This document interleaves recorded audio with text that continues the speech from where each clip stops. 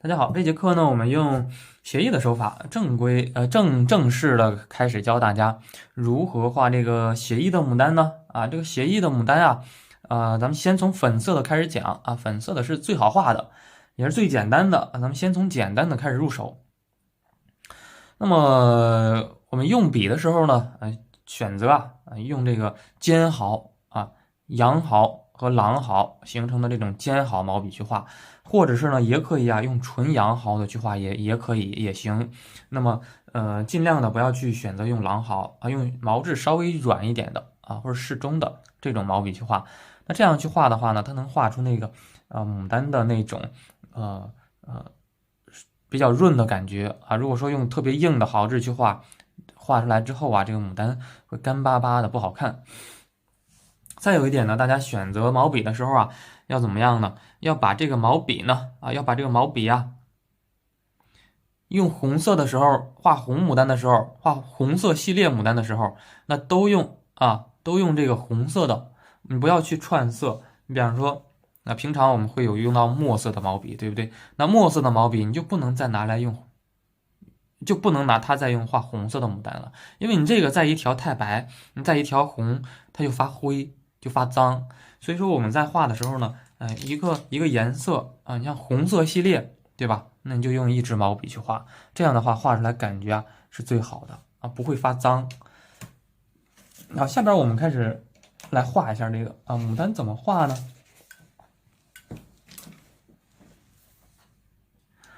粉色系列牡丹是可以，太白色肯定要用到太白色一定会用到的。粉色嘛，粉色是怎么调的呢？就是太白色加上曙红色加上牡丹红也行调出来的一个这个粉色那么对吧？一个是曙红也行牡丹红也可以这两种颜色都可以调出粉红色的牡丹。好，加上一点牡丹红，然后呢，再来一点点的胭脂胭脂是为什么要用到呢？胭脂是红色系列当中最重的一个颜色，所以说呢会用到它。包括我们在前2节课给大家讲颜色的时候也这样讲到了，对不对？那么好，这个时候我们就用协议手法怎么画呢？这个是真实的牡丹这个是真实的牡丹。然后呢，这个是我们经过变种之后的经过变种之后的我们画出来的这个经过变种之后我们画出来的这个是协议的双钩的这种画法已经很随意了，对不对？已经可以看到这个用笔呢已经很随意了。那我们可以根据真实的牡丹也可以呢根据这个或者是呢我们两个结合一下，然后呢来画这个协议的牡丹。我们通过观察真实的牡丹以及我们这种协议手法勾勒出来的牡丹，我们会发现先画的地方都是这些反面的花瓣先画的地方呢一般我们都先画反面的花瓣。反面花瓣有什么特点呢？颜色稍微浅一点颜色稍微浅一点包括我们之前对吧这个，那大家不用去练这个这个我是给大家做了一个示范，就是说背面的颜色浅里面的颜色重，这个并不需要大家练大家不要去练这个没有必要去练这个，看一看，了解其规律了解其这个颜色的规律性就行不用去练这个，不用去练这个，对吧？观察真实的，慢慢一点一点过渡，我们发现了这个地方是浅色的里面呢是深色的里面是深色的，反面的是浅色的正面的是深色的。那么我们就可以通过这些我们来画那怎么画呢？画的时候还是按照之前那个步骤，先调一个浅色的，先调一个浅色。浅色怎么调呢？调太白色。那调太白色的时候，大家注意调成一个适中的一个太白，不要调的太浓，也不要调的太稀，调一个适中的。那到什么程度呢？有点像比牛奶稍微再浓一点的那种程度就可以调好这个之后呢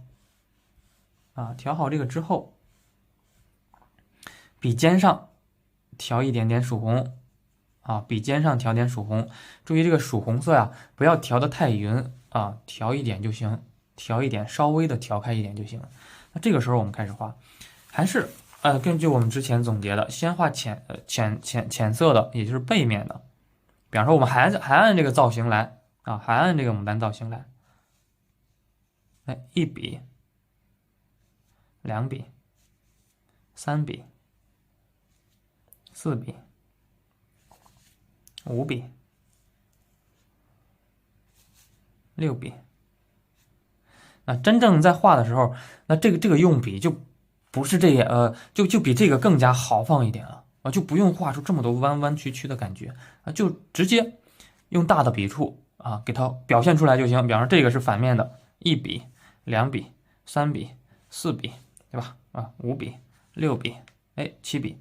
然后呢，画的时候啊，注意一点，就是说不用把它呀，不用把这些东西呢，画的弯弯曲曲的啊，不要这样啊。画的时候呢，需要注意什么呢？需要注意一个大小的变化以及聚散的变化。那么大家通过观察啊，这个第一笔用笔大一点，这些呢用笔小一点，然后呢整体的花瓣呀也是围绕花心去生长的，那这些就够了啊，感觉和这个是一样的。那么我们在实际画的时候呢，没有必要和它画的完全一模一样，我们是画的一种感觉啊，写意画嘛，画的是一种感觉。把这个前后啊，把这个前面的花瓣和背面的花瓣表现出来，表现清楚，然后呢，再适当的把这种差距，把这种变化给它加强一点，那么就可以了。那比方说这个地方感觉空档，如果说我们空档太大，到时候呢，对吧？我们去画深色的花瓣的时候啊，感觉不好看了，怎么办呢？再加一笔啊，再加一笔就可以。这个阶段呢是可以调整的。不要说死板的去照抄去临摹，对吧？像这些地方都可以去调整。那怎么画呢？这个不要画成一个圆形，不要画成一个球形，它是要有这些凹凸感的。里面反面的花瓣也要有凹凸感。那画完反面花瓣之后，对吧？我们发现反面花瓣里面是有墨色变化的，因为我们笔尖上调的墨色稍浓，导致呢我们画出来之后，对吧？从这儿入笔，这个地方是最浓的。这些地方边缘地方都浓一点，这个地方也浓一点，就导致呢，对吧？这个花头，光反面的这部分就产生了变化了，并且说它的边缘也不是圆形的，也是有凹凸感的啊。接下来就开始画重色的花瓣。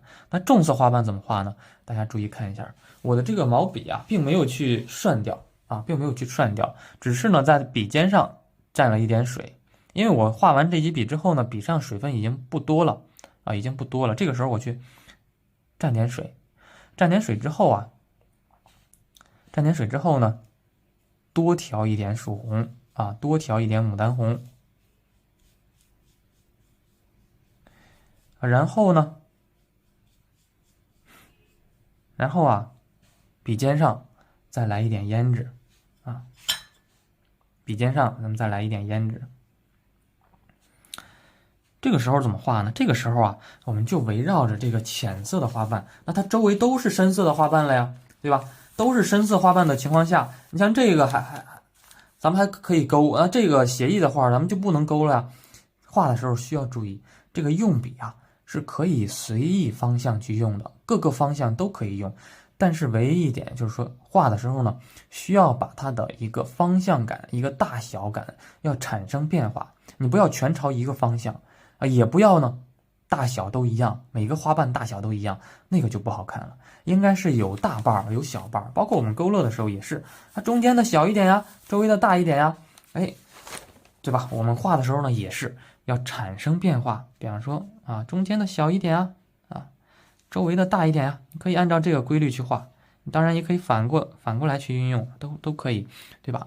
用笔的时候呢，怎么用笔都行，也可以这样蹭一下都可以。总之呢，我们开始画的时候要注意什么呢？要注意不要太圆还是那个问题，不要画着画着把它画得太圆了画完之后呢，这花瓣成一个球形了，就太难看了，就不好看了。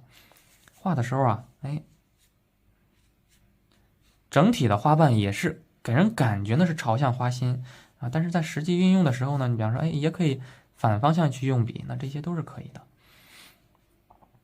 大家看一下，那这个时候是不是其实已经画好了这朵花了，对不对？已经画好了这朵花了啊，点上花蕊，那就是一个非常完整的一朵牡丹花啊，可以看到吗？这个就是通过写实慢慢的过渡到写意，是这样画的。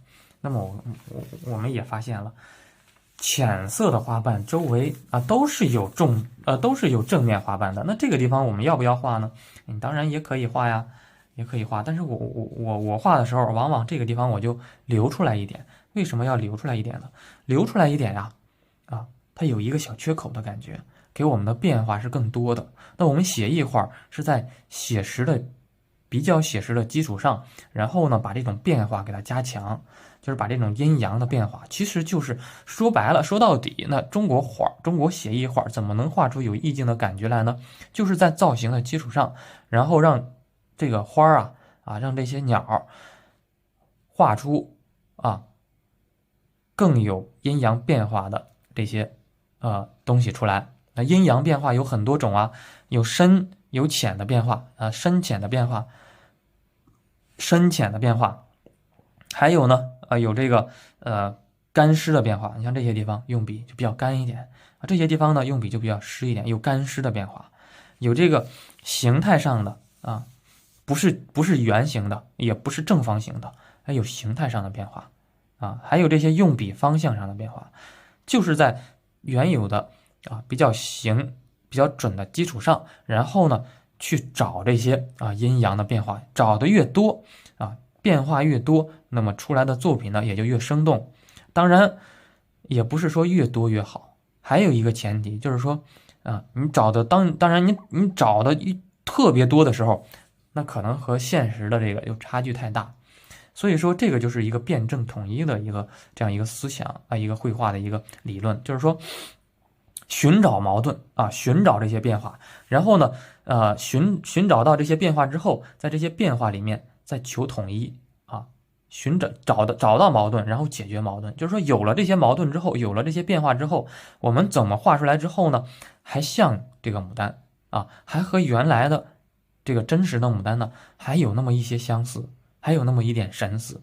那这个是需要练习的，这个是需要我们多观察生活，然后呢观察生活完了之后，再通过我们的这个练习这个是需要最关键的那个点有些人画画呢就光找形似了，所以说画出来很好看很漂亮，并且呢和真实的画也很接近但是呢总是少了那么一点点，对吧？中国画的感觉有些人呢画画只追求笔墨，只追求这些变化没有一点把这个形似一点都没有保留都丢掉了，甚至只留那么一点点，给人感觉呢画出来哎呀这个笔墨不错，但是呢看不出是牡丹来了那个也不行那个的话呢就流于笔墨功夫只流于笔墨功夫，没有形。所以说我们在画的时候呢，既要有形也要有神这样画出来的作品呢就既规矩，然后呢还灵动，就比较好看了呀那这个地方咱们再来分析画到这儿之后呢，我们分析中间它这个花心是比较重的颜色是比较重的，我们呢再调一点，调一个更浓一点的红色就是这个胭脂吧胭脂红，然后呢点上它的小花心点上它花心的地方，点上它花心的地方这个时候咱们光讲了，咱们可以把这个毛笔呢给它擦一擦点这个之前呢，我们可以把这个毛笔吸干一点吸的稍微干一点，干嘛呢？把这些地方大家会发现真实的牡丹这些地方也是有正面花瓣的，那这个发现我们中间都是反面的花瓣，一点正面都没有露出来，对不对？实际当中它正面是也露出来一点的，反面的与反面的之间是有一些正面的这些花瓣露出来的。那怎么办呢？我们也是调一个干的笔触，然后呢给它干擦两下，这个干擦的时候也是要靠我们的一个感觉去干擦啊。如果说干擦，你干擦出来不是那么太好看，干擦这一步甚至可以省去，甚至是可以省去的。那么我是经常干擦一下，那干擦完之后，你像这些地方就给我们的感觉啊，虽然干擦了这么几笔啊，但是给我们的感受呢，就是这个花瓣是一层啊，这样一画，这个地方就出来一个小花瓣，就出来一个侧面的小花瓣，这样翻转过来的，然后里面呢是这个正面的，里面的是正面的。那干擦的时候也要注意一点，就是说有一些粗一点的线条，有些线条呀细一点，这个是靠感觉的。这个你想让这个花瓣怎么长，那你就怎样擦啊。这个干擦的时候呢，要注意不要太快啊，要快准狠啊，不要太快，就是不要蹭蹭蹭，不要一直这样擦，而是呢要快准狠啊，找到一个点，蹭一下。干擦嘛，因为需要出现干笔触，蹭一下，粗一点的，然后再思考啊，这个地方，我觉得需要细一点的，再来一笔啊，这个是大家前期练习的时候要慢啊，要准，那熟练了之后就可以像我这样啊，随便的来上几笔，出来感觉就像啊，出来感觉就像这个慢慢啊，开始画的时候呢要慢一点。那再之后呢，我们还想把这个花啊画的再丰富一点，怎么办呢？啊，还可以啊，其实这一步是可以省去的啊，是可以省去的。把这个毛笔啊给它涮一下，涮干净，笔尖上调一点点的太白色啊，干嘛呢？反面的花瓣啊，我们再来提一下它，对吧？反面花瓣呢，我们再提一下，这样提出来之后，大家看一下。是不是更好看了，更亮了，这个立体感更强了？你像这个就是王雪涛先生，他经常就用这种画法啊，他往往这个牡丹花的一个花瓣的背面啊，也是稍微提一点点太白色，这个给人感觉呢这种有点像，其实它是吸收了一些西画的一些技法，所以说呢融合了一些光影效果，提上一点太白之后，这个牡丹花它就更加具有立体感了。就更加好看了，对比呢也更加强烈了。本来是粉色和红色的对比，那点上一点太白之后呢，就有太白、粉还有红三个阶段，三个色阶啊，出来效果呢就更好看一点，然后就更漂亮一点。那么包括我们之前给大家讲的，我们画的这个，我还记得吗？我当时给大家示范的时候，那这个尖上对不对？这些尖上，我们也是用太白去提了一下。那其实呢，就是这个步骤啊。提一下的话呢，它这个阶段更加明显，这个层次感就更加多一个层次，所以说出来效果就比较好看一点啊。还是那个问题啊，就是说大家刚才看的那个画稿呢，大家不用去练，一定要理解啊，理解去记忆就行。那个练着，那个练是不用去练啊，去理解它。那下边呢，画好这个花头之后呢，我们就开始画花蕊。花蕊怎么画呢？花蕊的话呀，就是一个藤黄色啊，藤黄色点花蕊。那藤黄色其实有时候呢，怎么说呢？它这个藤黄呀，有时候画出来，压不住。压不住这个红色，因为藤黄是比较透的一个颜色，所以说有时候呢，我们可以这样去画啊，先用太白色，然后呢，画出它的蕊丝，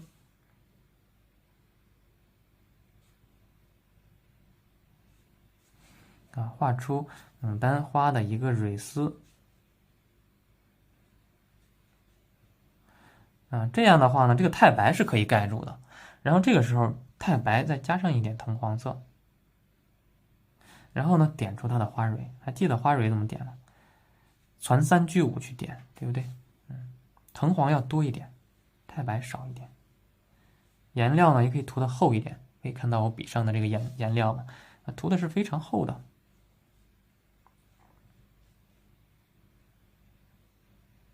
3个一组，2个一组的，这样去点。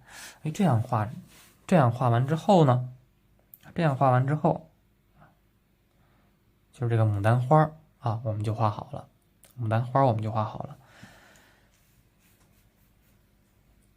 那这个呀是粉色的牡丹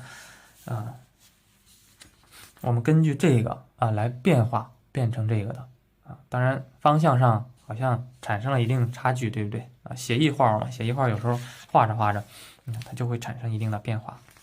当然这个花蕊我们要点少一点，这边点少一点，它就是一个正面的了。花蕊很重要，花蕊的话呢，也是决定一个花朵的朝向问题啊。花蕊朝这边我们点的多了一点，对吧？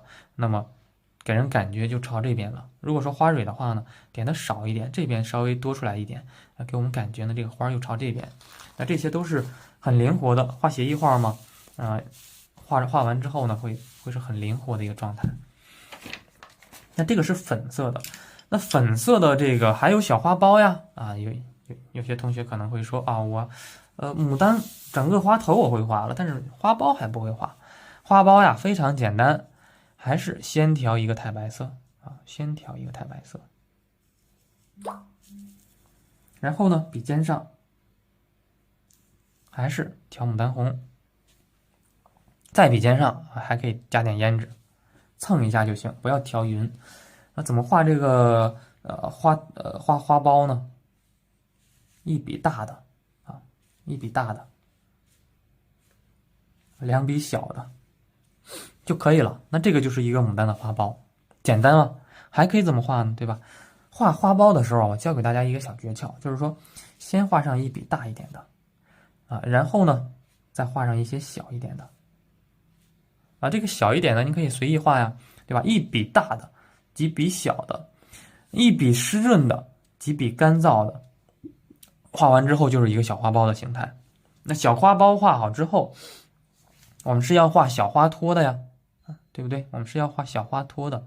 那小花托怎么画呢？小花托呀，我们可以用一个绿色的，我们可以用一个绿色去画这个小花托啊。可以用到什么绿呢？可以用到花青加藤黄。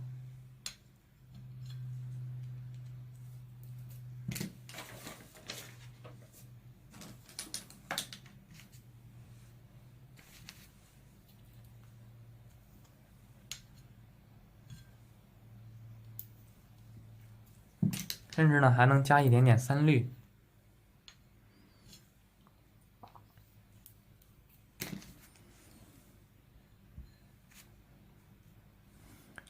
调一个绿色来画它的小花托。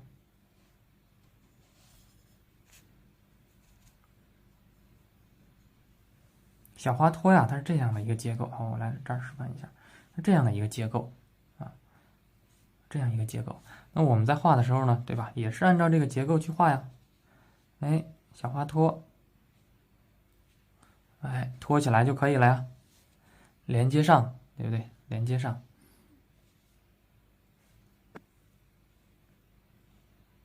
把这个小花啊给托住了，这个就是小花托啊。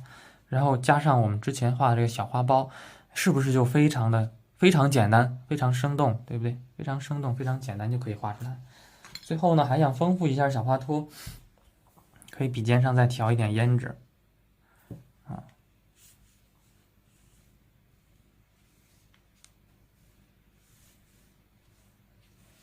加强一下就可以了。那这个就是牡丹花苞它的一个画法，牡丹花苞的一个画法。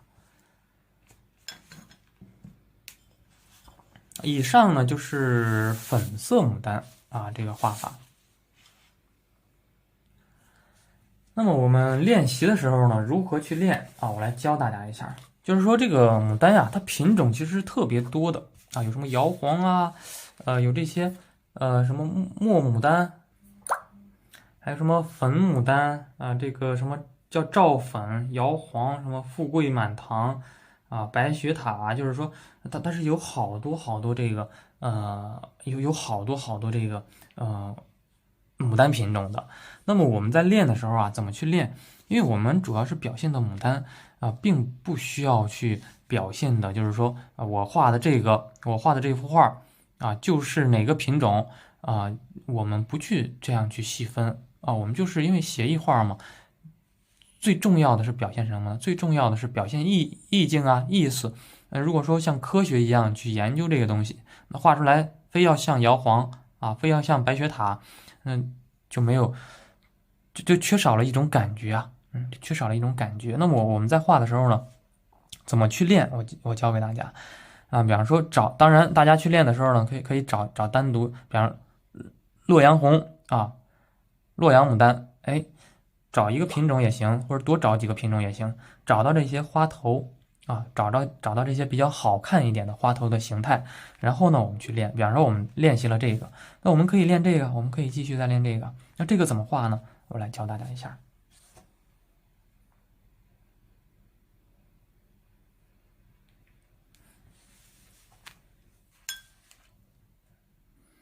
还是一样啊，用笔方式、调色方式都是一样的。所以说，其实掌握这种规律性，对吧？有时候大家学画呢，你不要只看一笔一画是怎样画的，而是说，那这种规律性是很重要的。就调色啊，我们就很具有规律性啊。先调一个太白色，对不对？先调一个太白色，然后笔尖上调点牡丹红啊。然后这个时候呢，我们画这个怎么画呢？先画反面的花瓣啊，先画反面的。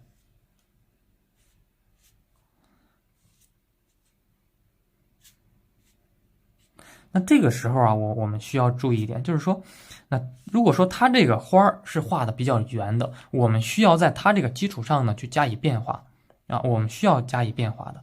那它这个是一个半开的形态，那我们在画的时候呢，需要加上变化。那我们不能把它画成一个都是一样的粉色呀，那怎么办呢？反面的我们刻意的给它这个颜色减弱，然后正面的一些地方呢刻意的颜色加强。那我们还是一样。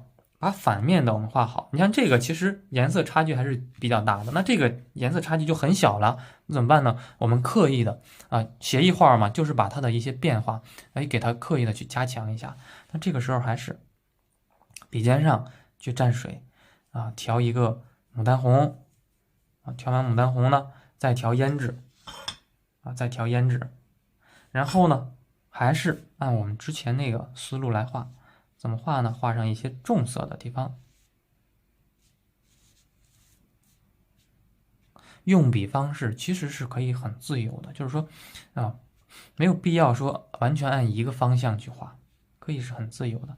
那这个地方它是没有露出花心来的，但是我们在画的时候呢，感觉你不露花心也不好看呀，就可以适当的去产生变化花心的地方呢，可以适当的去加一下。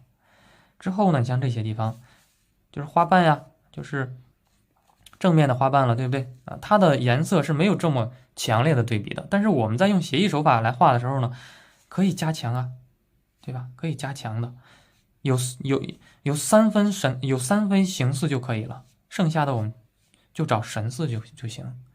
这样的话，大家看一下，画出来之后是不是更加丰富了，变化更加丰富了？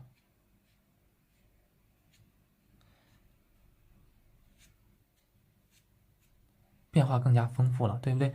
有深有浅有深有浅，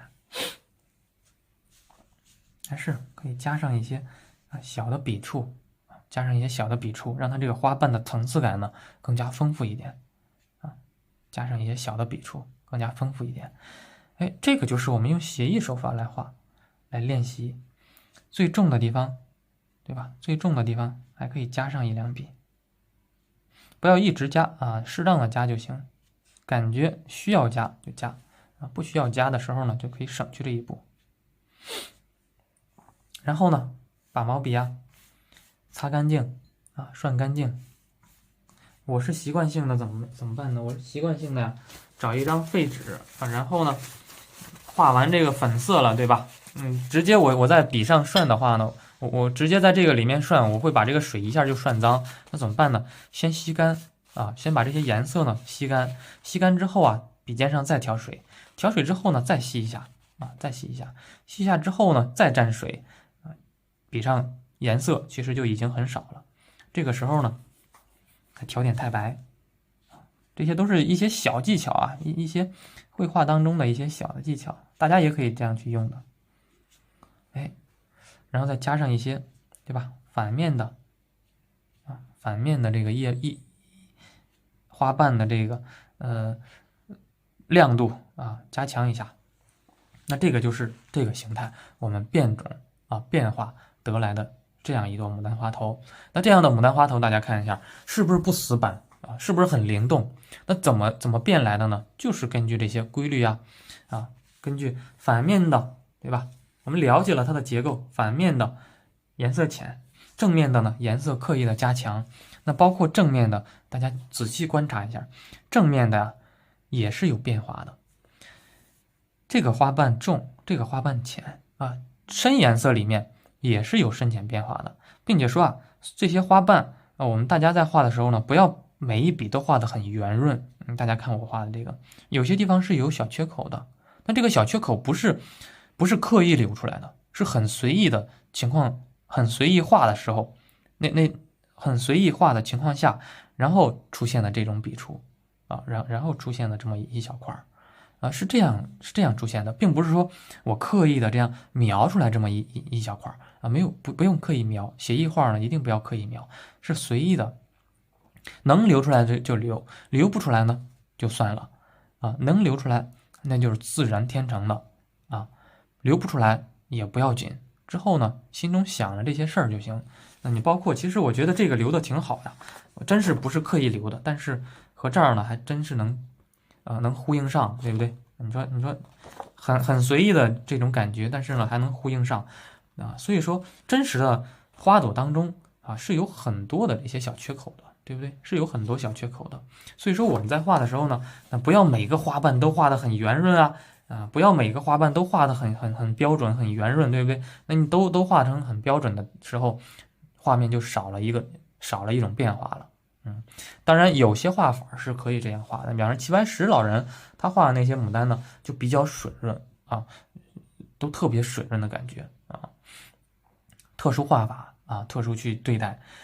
有些你像白石老人他们那种比较笨拙的、比较可爱的那种画风的话呢，他们不求飘逸不求飘逸，就求稳就求稳这是另一个另一种感觉另一种感觉了。那么之后呢，有机会我们再讲那种其实大家看我画牡丹看到的我画的牡丹大部分都是以这种为主以这样的感觉为主，比较灵动。比较画起来呢也比较随意这种感受的。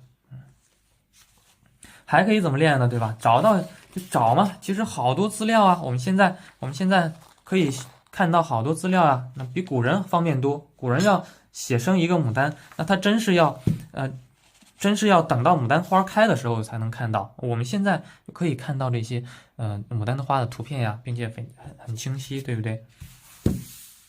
那我们就去练呗，各种朝向的都练一练。那比方说这个，它是白色的，发红一点的这个，那我们呢也是一样也是一样的。颜色上当然也可以产生区别我给大家来变一个吧。今天讲这个粉色的，那粉色的它又分为很多种我们可以运用其他的粉色。比方说可以用到朱砂色，那这个和朱砂色其实是很接近的。粉色的牡丹不一定是曙红色不一定是牡丹红，也可以呢是其他的粉。就是大家在画的时候嘛，其实是可以灵活起来的包括这些调色方法，大家也是一样掌握这种方法规律之后呢，那这些颜色是可以经过变化的。没有必要说和我调的颜色一模一样不用调的一模一样。当然你能调的很准，那是你的本事那非常好。但是不用调的很一样，把重点放在规律上，把重点放在画牡丹的方法和规律上。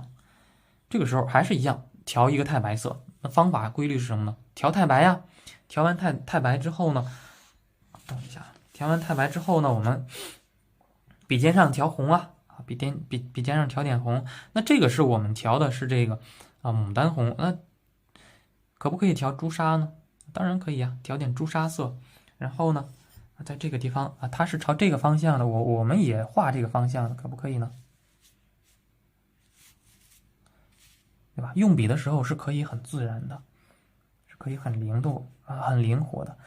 需要注意的一点就是说，画的时候这个画出来感觉要有大有小啊，你不要画的时候很拘谨，画出来之后啊，这些花瓣都是一样的啊，花瓣呢画完之后都是大小一样的就不好看了，一定要很自然很灵活。我再给大家简单示范，画的时候呢，有大瓣的有小瓣的，但是呢大瓣小瓣这些画的时候还真是有这么回事儿。你像这个对吧，我们就是画的这一笔就是画到这儿，这一笔就是画到这儿啊，这一笔呢就是画到这儿，这一笔就是画到这儿，这一笔对不对？画到这儿啊，是有依据可循的，这个才能起到我们一个学习的一个效果呀，对吧？我们在学习真实的牡丹花呢啊，我们要从这个真实的自然界当中，我们要吸取知识的啊，不是在胡乱的去瞎画，大家不要胡乱去画啊。第一点，像我这样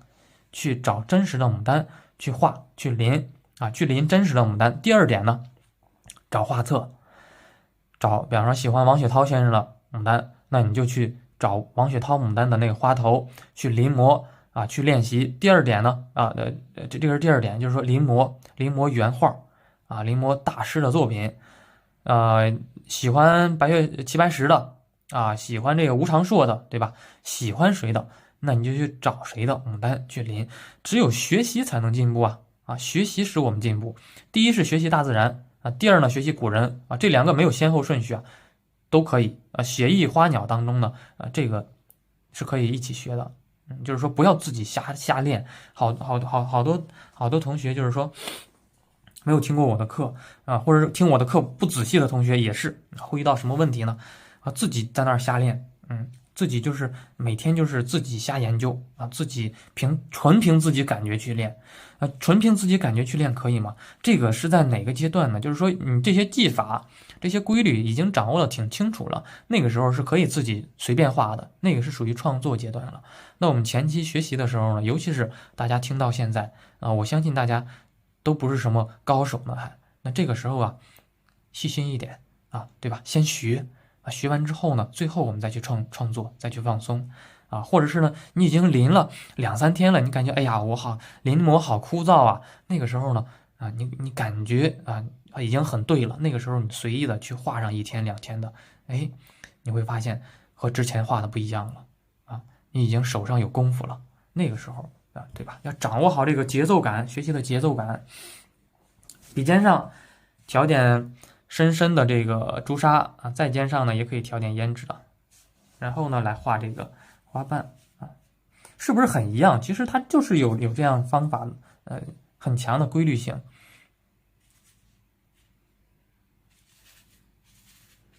这个花瓣撇出来了，我们也撇它一下。像这些地方它有一些很重的颜色，对不对？我们呢趁着这个笔上是比较干燥的时候轻轻的扫一下，就可以了。那么大家看一下实际上我们是没有画的很细，但是给人感觉呢这个花瓣是很丰富很自然。为什么呢？因为它产生了层次感。第一层是浅的，第二层是重的。那么我们当笔上水分已经很少了，大家可以看到吗？笔上水分其实已经挺少了。大家如果说没有达到这种很干的情况怎么办呢？吸一下吸一下之后，然后再去扫。扫的时候呢，不是很随意的扫我们也是在找这种节奏感，把这个花瓣呢给它分割一下分割开，分割一下，找它的一个这种变化出现。那我们画完之后我发现它这个是很厚的它这个正面花瓣其实是很厚的。那我们可以再去加我们再去调整，再去加，再去调一个比较重一点的还可以去丰富它的，还可以去丰富它的。当然，其实有时候写意画嘛，画到一个程度就可以了，就够了，并不是真正的像西画那样要画的一模一样，感觉对了就可以了，就可以停，稍微加一点就可以了。还是深的地方，像这些地方深的地方加点胭脂，然后呢点一点。那有些同学可能会问说这个我是没有牡丹，看不到它的花心，看不到它的花蕊的，那我要不要点花蕊呢？这个也是一个小规律。要点啊，就是大家呢画牡丹啊要点花蕊，即便是真实的牡丹花，我们看不到花蕊，但是我们在画的时候呢也要点花蕊是非常重要的一个阶段。花蕊点得好啊，花蕊的朝向啊，点出来这朵花啊才完整。如果说你不点花蕊，会感觉啊很糊涂的一样，很糊涂的这样一个地方啊，要点。可以不点蕊丝，可以直接点花蕊，你要露出来比较少呀，蕊丝看不到的，我们只能看到一些小花蕊啊。传三聚五，有变化的去点它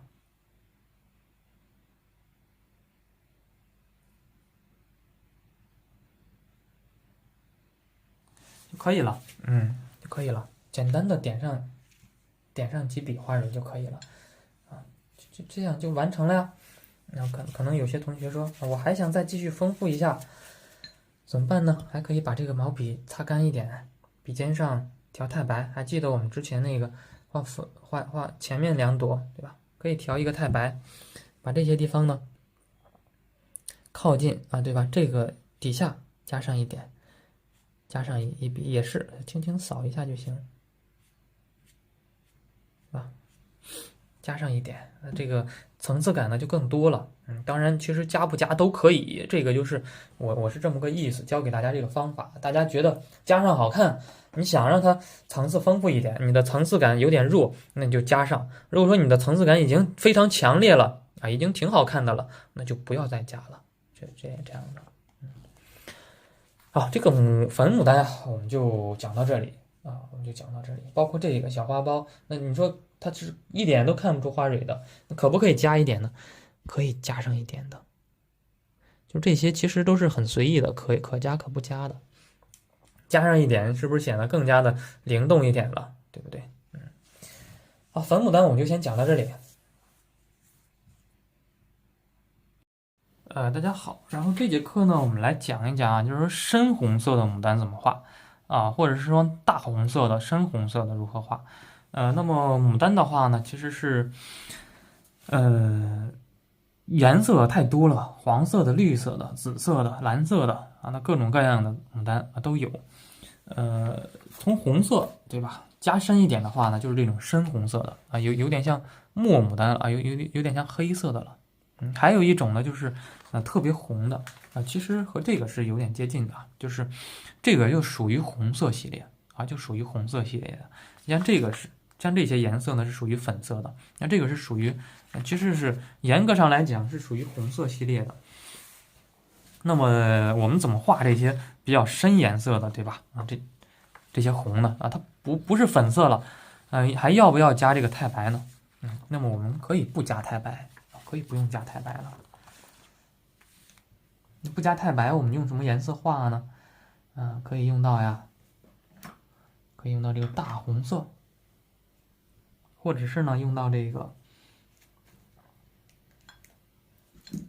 比方说可以用到牡丹红，加点什么呢？牡丹红里面啊加点这个朱标色。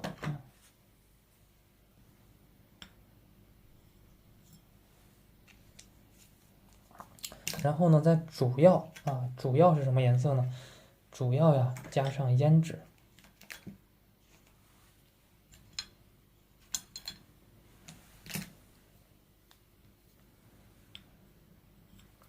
可以不用加太白啊，可以不用加太白色。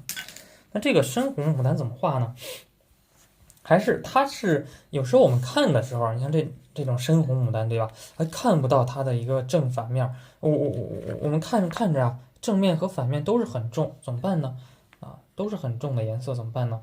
我们就运用这种方法呀，对吧？我们已经找到方法和规律了，那我们不用去看，我们不用去看这个，我们就能画出来，对不对？我们不用去看它，我们就能画出来。先画浅色的，浅色的这一面怎么调呢？浅色这一面啊，不加太白了，笔尖上呢就直接调牡丹红和这个朱标啊调一起，那这个呢就是一个浅色的，也是呢亮面的，亮面的我们就要画的鲜艳一点，亮一点。然后呢，还是按照我们之前的那个规律啊去画它就可以了。比方说这个是一个啊，比方说这个对吧，是一个正面一点的，稍微正面一点的，它还是一个小瓣比较多的啊，类似一个小瓣的，比较多的，对吧？先画浅色的呀，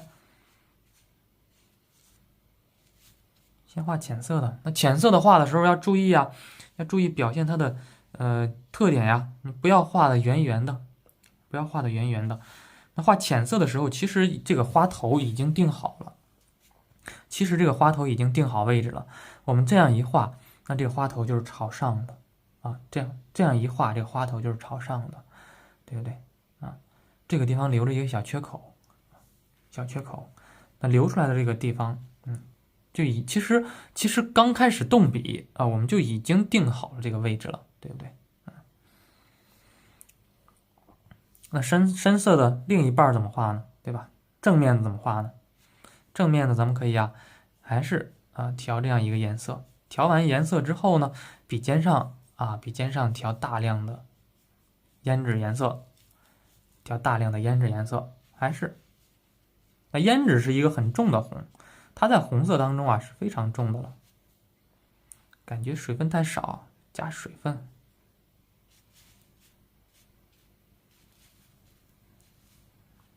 用笔的方向感呢，可以随意一点。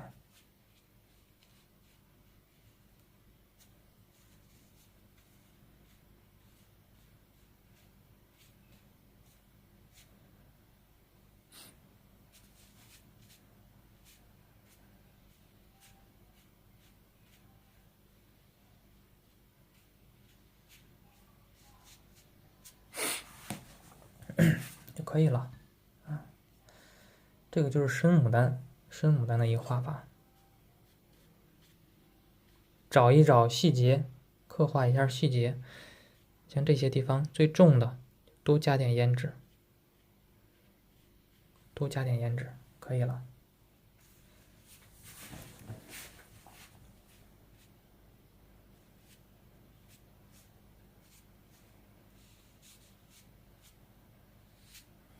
就可以了。那这个就是一个深红色的牡丹啊。深红色牡丹画完之后呢，也要点花蕊呀。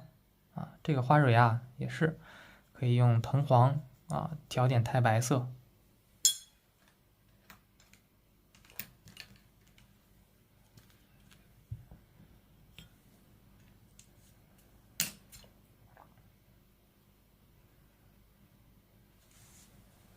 点出它的花蕊。这个点花蕊的时候，大家可以等它半干的时候再点花蕊啊。等它半干的时候呢，它就不会像这样晕开了。那我就直接点的比较厚一点了，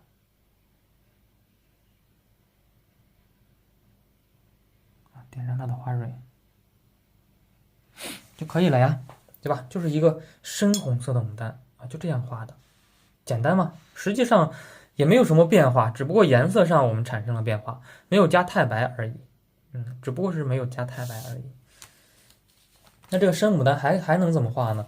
是可以产生很多变化的。就是说，大家在画的时候呢，不要太局限啊，不要太局限。比方说我是这样调色的，对吧？那大家可以有更多的调色方法呀，是可以有更多调色的，不一定完全按照这个。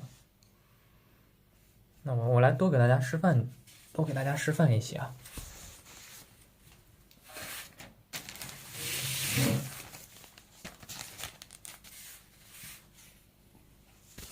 还是想要把笔涮干净，又不想浪费那盆水，就可以蘸一点点水，然后呢在笔上擦一擦，蘸一点水在笔上擦一擦，这样的话颜色都到纸上去了，水是干净的，笔也是干净的了。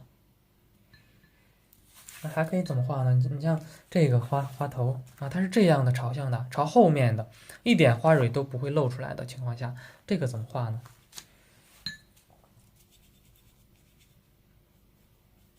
我们边画边学，就会遇到各种各样的新问题，那就解决它呀。那这个怎么画呢？这个我们看到的大部分都是反面的花瓣，正面花瓣其实很少。那这样的怎么画呢？也示范一下，就可以这个浅色的就多一点啊，对吧？围绕着这个花托画上它浅色的部分，都是大大的花瓣，然后呢，对吧？都是反面的，正面的怎么画呢？正面的我们反面的这个时候我们可以调的湿一点，正面的呢我们可以调的稍微干一点。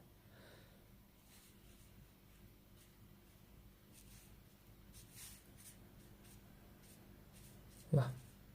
画的是它的一种感觉啊，画的是它的一种感觉，并不是说我们要写意画画完之后要和原画画的一样啊，要和原花画的一样，不要画的那么太一样，画的它一种感觉就可以了。啊，这些地方不是很湿润吗？我们就用一些干的笔触啊，稍微重一点的干的笔触，我们去给它蹭一蹭，对吧？就可以了。那我们感觉啊，这个。哎，这个还差点什么劲儿啊？差点什么东西？你可以呢，朱标色加点藤黄，调一个亮色，偏亮的颜色，给它提亮笔，这些都是可以的，对不对？这个是不是很有创新感了啊？就不一样了，对不对？大家画画也是，要有一种创新精神，要有一种研究的精神啊，不要学得太死板。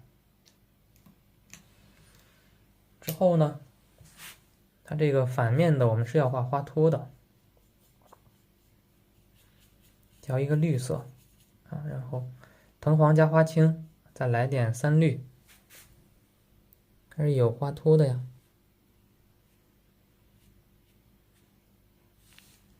对吧？有花托的，笔尖上再来一点，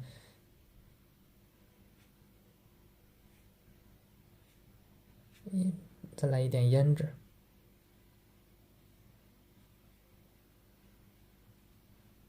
对吧？就可以了呀。那这个就是一个，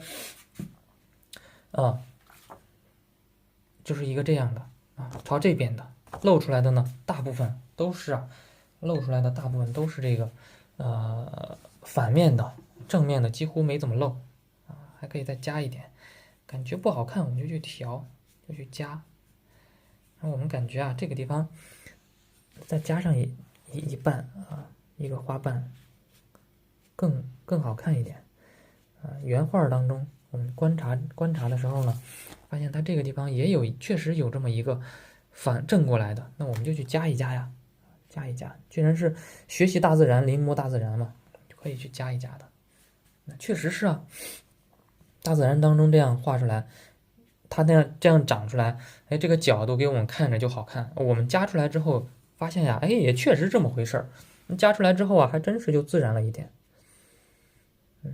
一些太碎的笔触就补一补它，也有点碎的小笔触补一补就可以了，对吧？那就是这样画的，就这样画的。深色牡丹也是这样画的。那还可以怎么画呢？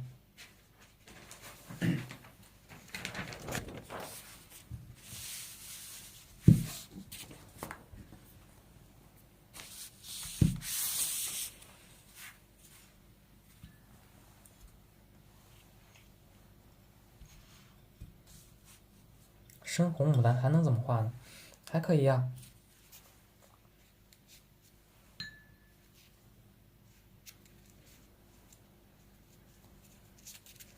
还可以这样画，就是画的更写意一点也行啊，画的水头更多一点也行，像那个齐白石啊，对吧？吴长硕呀，包括我们自己去创作的时候啊，都是可以运用的。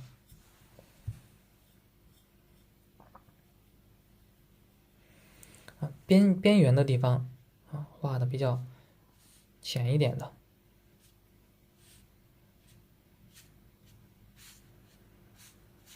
这个，因为这个深色的牡丹啊，它正面反面都很重啊，所以说它好像给我们感受啊是分不了那么太清晰的。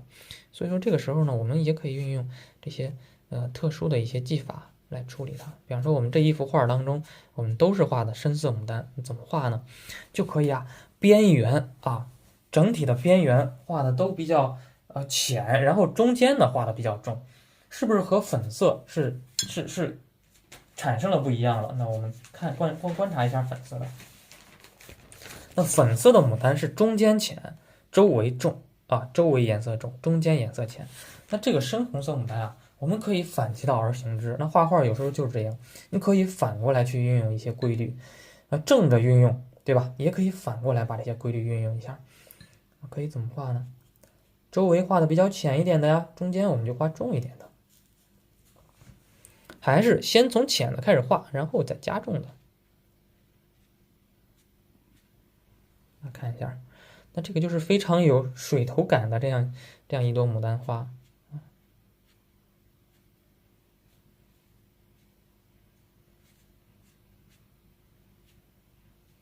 加上一些干的笔触，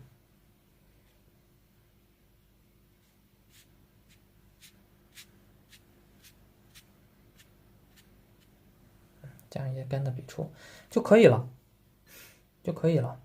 就是这样画就可以了，一朵非常水润的深色的牡丹就可以了。中间呢可以再加重一点啊，边缘浅，中间重，对不对？是画画是不是其实很神奇的？有时候大家觉得挺复杂的一些东西，那可以呢创新，可以变化的，反过来用就可以了。那这个时候大家看着好像还没有牡丹形态的呀，别着急，加上这个花蕊啊，加上花蕊，花蕊起到一个非常关键的作用，尤其是在深色牡丹当中，它起到一个分割画面、调节画面的一个作用。再来看一下这个，是不是瞬间就有了层次感了，对不对？啊，就有了一层、两层、3层、4层、5层，就有了一个前后的层次感。那这个也是一种绘画方法，就是说大家，对吧？在用的时候呢，像这些都是可以去用的，那还可以怎么画这个深色的呢？其实是真的，这个就是好多种方法。学画不要学得太死板。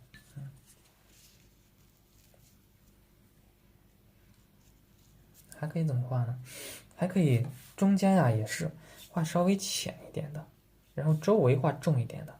那怎么表现？你像黑乎乎的都是黑牡丹，对吧？都特别黑啊，表现看不清晰。那怎么办呢？我们可以刻意的去加强这种对比变化啊。你像这个是加强的什么变化啊？加强的是深浅的变化。那还可以用什么变化去表现呢？用干湿去表现。就是说可以这样画，反面的我们就用干燥一点的线条，干燥一点的笔触。比方说我就随便画了，我就不再画正面的了。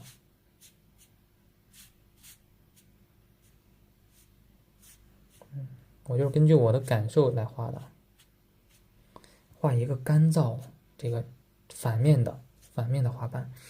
先画出一些干燥的这些笔触出来，然后呢再调重颜色的，然后再调重颜色的，比较湿润的又重然后又湿润的。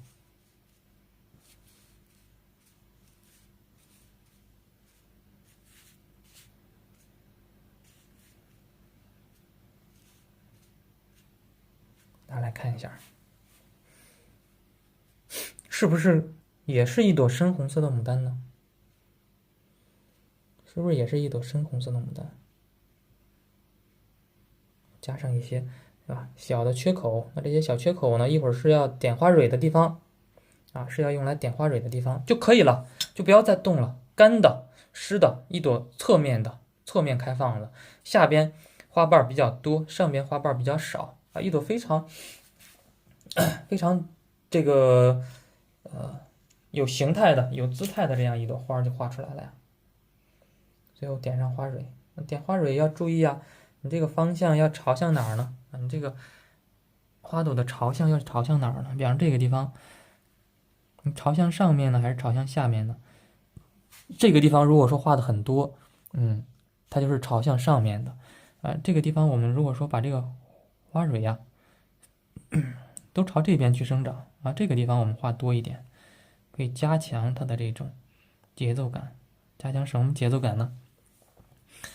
朝右下方开放的啊。如果说我们花蕊都是朝这个方向去点，那么它就是朝这个方向开放的。我想要一种什么气势呢？向下低垂的感觉。那么这个花蕊呢，点的时候也大部分都是朝下面垂一点点的，啊，已经快开败了的这种感受可以了，对吧？那这些都是深红色牡丹的画法，包括浅色的啊，大家还是有一点呢，可以再深入的去研究一下，就是说浅色的牡丹啊，那么运用这些方法也是同样适用的啊，也是同样适用的。那你粉红色的牡丹，你可不可以反面画的很干，正面画的很湿呢？当然可以啊，当然是可以的啊，就是只要画面当中存在这些干湿浓淡这些变化。那么你画出来的牡丹啊，都是非常漂亮的，都会非常漂亮。再有一点就是注意啊，干湿也好，浓淡也好啊，你这个形态要自然，你不要画完之后是一个球形的，是一个圆形的，就不好看了。要有自然，你看这个像不像一个三角形结构？像不像一个三角形？那包括这个也是，像不像一个三角形？不是圆形的啊，永远都不要把它画得很圆啊，要画成这个变化多一点的形态就好看了。好，以上的话呢，就是这个深红色系列牡丹我们的一个画法。